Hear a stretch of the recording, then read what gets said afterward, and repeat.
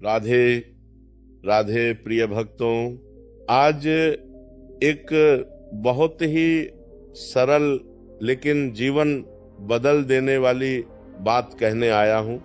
मन में अच्छे विचार कैसे आए, ये प्रश्न हर उस व्यक्ति के मन में उठता है जो जीवन में शांति चाहता है, स्थिरता चाहता है और सच में आगे बढ़ना चाहता है।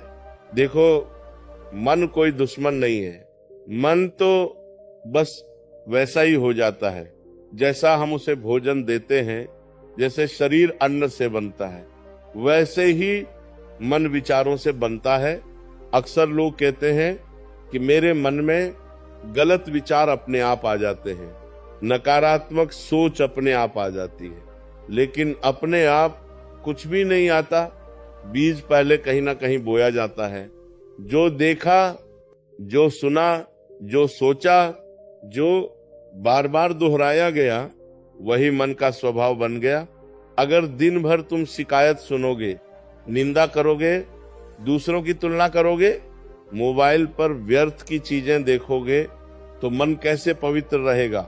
गंदे पानी में कमल नहीं खिलता। इसलिए सबसे पहला नियम समझ लो, मन को सुधारना है तो वातावरण को सुधारना पड़ेगा। सुबह उठते ही मोबाइल मत उठाओ, उठते ही संसार की आवाज मत सुनो, उठते ही भगवान का नाम लो, चाहे एक ही नाम हो लेकिन प्रेम से लो। मन को पहला आदेश वही होना चाहिए। जिस मन को तुम सुबह दिशा नहीं दोगे, वह दिन भर तुम्हें घसीटता रहेगा। मन छोटा बच्चा है, उसे जो सिखाओगे वही सीखेगा। अगर तुम उसे डर सिखाओगे, वो डरपोक बनेगा। अगर उसे क्रोध सिखाओगे, वो क्रोधित बनेगा। और अगर तुम उसे विश्वास सिखाओगे, वो मजबूत बनेगा। अच्छे विचार लाने का अर्थ ये नहीं कि बुरे विचार आए ही नहीं। बुरे विचार आना स्वाभाविक है। प्रश्न यह है कि तुम उन्हें बैठने देते हो या नहीं। पक्षी सिर के ऊपर से उड़ जाए, ये तुम्हारे वश में नहीं, लेकिन घोंसला बना ले, ये तुम्हारी अनुमति से होता है। जब भी नकारात्मक विचार आए, उससे लड़ो मत। लड़ोगे तो वह और ताकतवर होगा। बस उसे देखो और मन ही मन कह दो, ये मेरा विचार नहीं है, ये केवल एक आगंतुक है। और फिर भगवान के नाम में मन लगा दो। नाम में बहुत शक्ति है। नाम का अर्थ केवल शब्द नहीं होता। नाम स्मरण का अर्थ होता है कि तुम अपने आप को याद दिला रहे हो कि तुम अकेले नहीं हो। जब मन ये मान लेता है कि मेरे साथ कोई है, तभी भय कम होता है, चिंता कम होती है और अच्छे विचार जन्म लेते हैं। लोग पूछते हैं, महाराज जी, मन बहुत भटकता है, क्या करे? मैं कहता हूं, मन भटकेगा ही। जिसने मन को स्थिर कर लिया, वह शरीर में रहते हुए भी मुक्त हो गया। लेकिन अभ्यास से भटकाव कम हो जाता है। जैसे नदी जब तक किनारे ना पाए, तब तक इधर उधर बहती है। भक्ति और विश्वास मन के किनारे हैं। एक और बहुत बड़ी बात समझ लो, मन खाली रहेगा तो शैतान का घर बनेगा। मन को व्यस्त रखो, लेकिन व्यर्थ में नहीं, सार्थक में। सत्संग सुनो, अच्छे ग्रंथ पढ़ो, किसी की सहायता करो, किसी के लिए प्रार्थना करो। जब मन किसी और के लिए अच्छा सोचता है, तभी वह स्वयं अच्छा बनता है। अक्सर मन इसलिए भी अशांत रहता है क्योंकि हम हर समय परिणाम की चिंता करते हैं। मैंने ये किया, उसका फल क्या होगा? उसने मेरे साथ ऐसा क्यों किया? मुझे ये कब मिलेगा?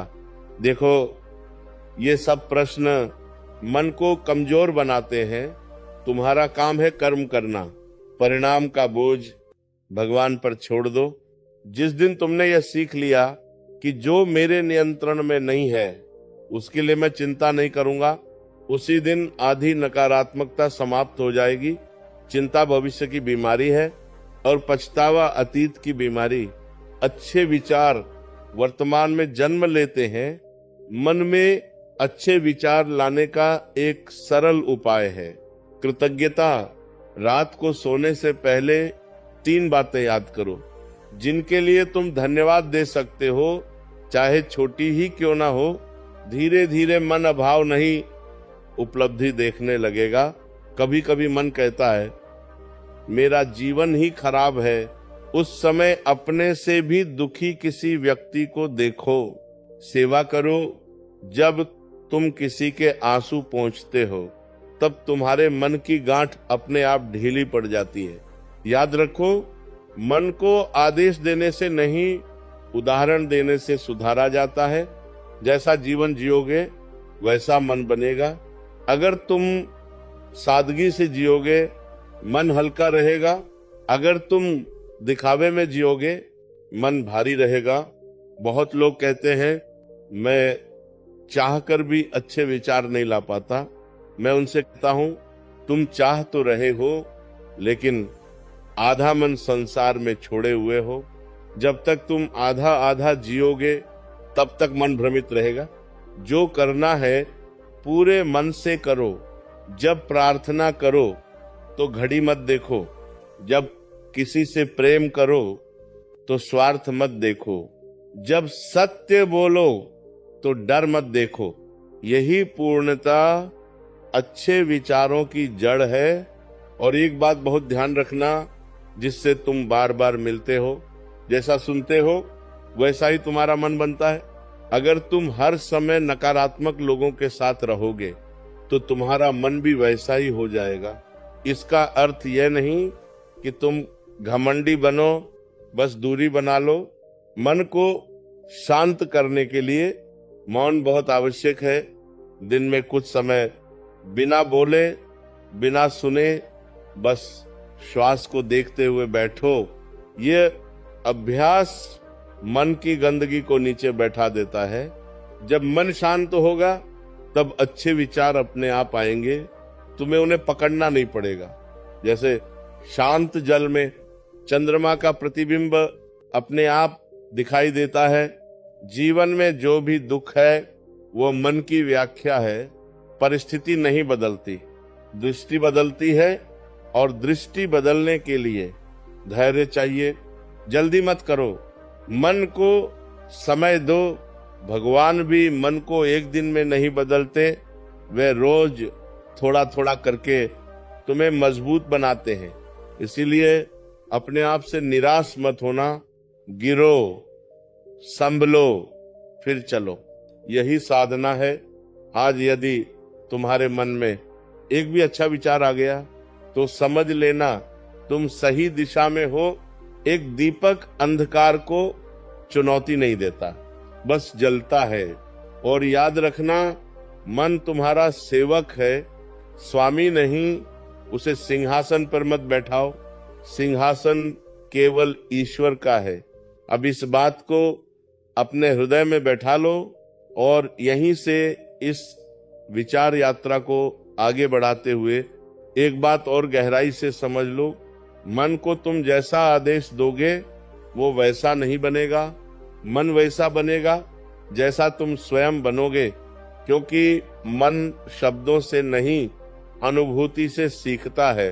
तुम कहते हो कि मैं सकारात्मक सोच लाना चाहता हूँ, लेकिन भीतर से स्वयं को ही कमजोर मानते हो। तुम कहते हो मैं अच्छा बनना चाहता हूँ, लेकिन भीतर ही भीतर अपने आप से ही शिकायत करते रहते हो। जब तक तुम अपने आप से मित्रता नहीं करोगे, मन तुम्हारा साथ नहीं देगा। सबसे पहले अपने आप को दोष देना बंद करो। जो हो गया उसे स्वीकार करो। स्वीकार करना हार नहीं है, स्वीकार करना बुद्धि है। जिस दिन तुमने अपने अतीत से लड़ना बंद किया, उसी दिन तुम्हारे मन में शांति का पहला बीज पड़ जाएगा। मन को सबसे ज्यादा अशांत तुलना करती है। कोई आगे निकल गया, कोई ज्यादा सफल हो गया, कोई ज्यादा सुखी दिख रहा है। याद रखना, जो दिखता है वही सत्य नहीं होता। हर व्यक्ति अपने हिस्से का संघर्ष लेकर चलता है। तुम केवल अपनी थाली देखो, दूसरों की थाली मत गिनो। जब मन तुलना छोड़ता है तभी उसमें संतोष आता है, और संतोष ही अच्छे विचारों की जननी है। असंतोष में कभी पवित्रता नहीं पनपती। मन को शुद्ध करने का एक और सरल उपाय है क्षमा। जिसने तुम्हें दुख दिया उसे मन में पकड़कर मत बैठो। क्षमा उसके लिए नहीं, तुम्हारे लिए है। जो क्षमा नहीं करता वह हर दिन उसी घटना को जीता है। तुम सोचते हो मैंने तो माफ कर दिया, फिर भी मन याद क्यों करता है? क्योंकि माफ शब्दों से किया है, हृदय से नहीं। हृदय से माफ करने का अर्थ है, अब मैं इस स्मृति को पोषित नहीं करूंगा। जब भी पुरानी पीड़ा उभरे, मन को किसी उच्च विचार में लगा दो। भगवान का नाम, किसी का भला सोच लेना, या बस श्वास पर ध्यान कर लेना। धीरे धीरे वह स्मृति कमजोर पड़ जाएगी। मन बहुत चतुर है, वो आध्यात्मिकता को भी अहंकार बना लेता है। वो कहता है मैं दूसरों से ज्यादा जानता हूँ, मैं ज्यादा समझदार हूँ। सावधान रहना, जहां अहंकार आ गया वहां अच्छे विचार टिक नहीं सकते। सच्चा अच्छा विचार वही है जिसमें विनम्रता हो। जैसे पेड़ फल से लदा होता है तो झुक जाता है, जो झुकना नहीं सीखता वो टूट जाता है। मन में बार बार भय आता है, भविष्य का भय, असफलता का भय, अपमान का भय। भय इसीलिए आता है क्योंकि तुम अपने आप को अकेला मानते हो।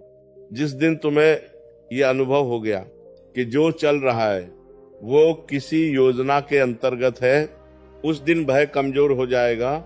ईश्वर पर विश्वास का अर्थ यह नहीं कि दुख नहीं आएगा। विश्वास का अर्थ है दुख आएगा लेकिन मैं टूटूंगा नहीं।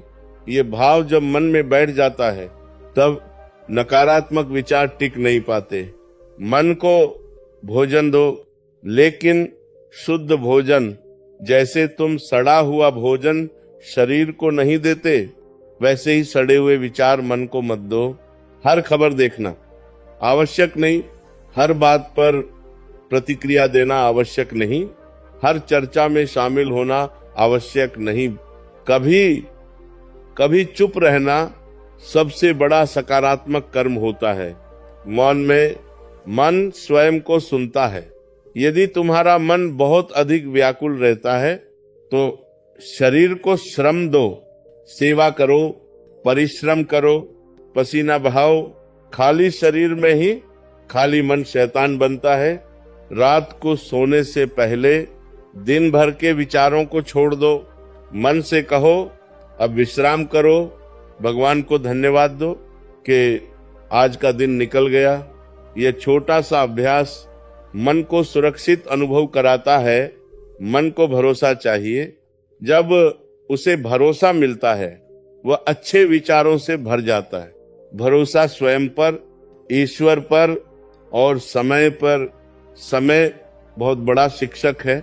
जो आज भारी लग रहा है वही कल तुम्हें मजबूत बनाएगा। इसलिए कठिन समय में मन को ये याद दिलाते रहो, ये भी गुजर जाएगा। और अंत में इतना ही समझ लो, अच्छे विचार कोई चमत्कार नहीं है, वे अभ्यास का फल हैं। जैसे कुएं से रोज पानी निकालोगे तो साफ पानी आएगा। तुम प्रयास करते रहो, आज थोड़ा कल थोड़ा। भगवान तुम्हारे प्रयास को देखते हैं। अगर हम इन शिक्षाओं को अपने जीवन में उतार लें तो न केवल हमारी सोच बदल जाएगी बल्कि हमारी पूरी जिंदगी सकारात्मकता से भर जाएगी। धन्यवाद प्यारे भक्तों, इस यात्रा में हमारे साथ बने रहने के लिए। जय श्री कृष्ण। राधे राधे।